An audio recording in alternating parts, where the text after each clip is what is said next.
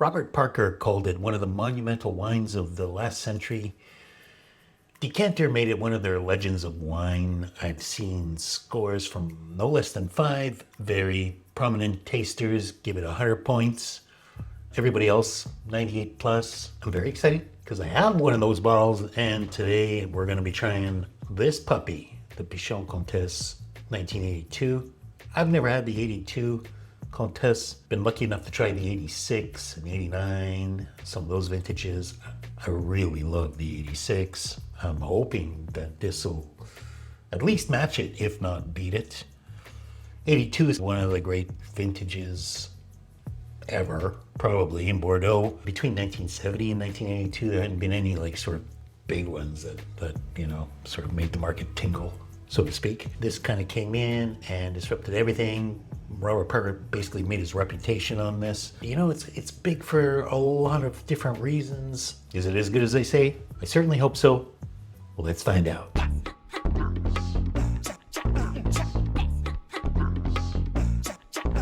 What do we get in the glass?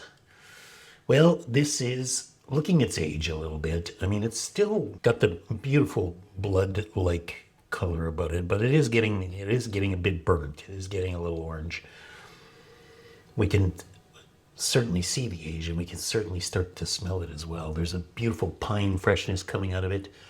Yesterday when I opened this, I've given this some time now, it had a very generous, big burst of cloud-like sweet cassis fruit that just sort of exploded out of the glass. Very, very big and sweet and young and fresh. That's kind of gone. Now it's much more eucalyptus and herbal, maybe some hot tarmac, that kind of thing.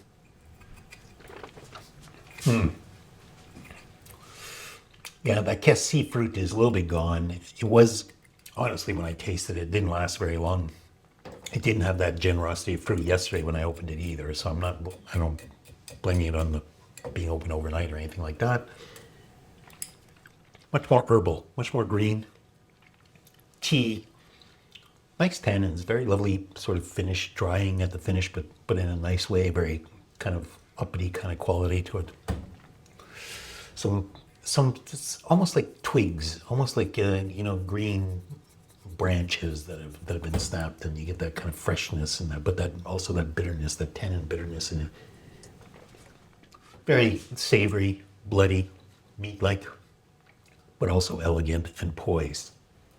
Those are some of the good things. It feels a little tired. It feels a little bit like it's seen better days. I think that this wine should have been better than this. I think the 86 was a better wine than this, for instance. But at the same time, it's making my mouth water. It's very juicy. It's a lovely, lovely, lovely wine. And, it's over 40 years of age, so what do you expect? May have a little fraying edges.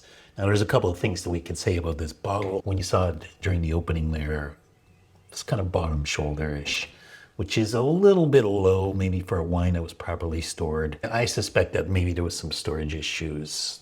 I think the label's fine. I like the way it's, the way all of the staining and everything, that's fine in a normal cellar with humidity. But I draw your attention to see what's happening here on the lip of the opening here. And when I opened it, I noticed a lot of very, very fine white, calcium, kind of dusty, so almost like salt. But it's calcified. I can't even scrub this off. It doesn't come off.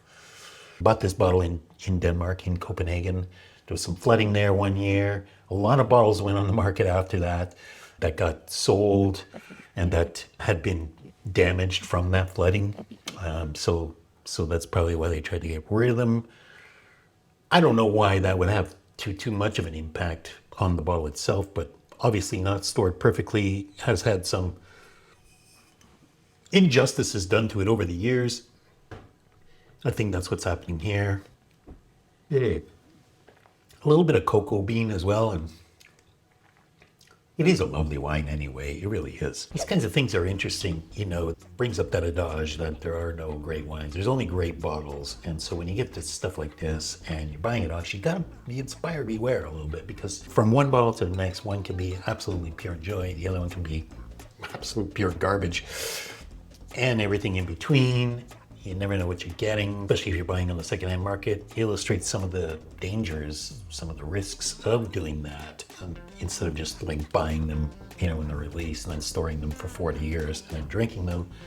But I still prefer to do it my way and take those chances, because I've won many more times than I've lost.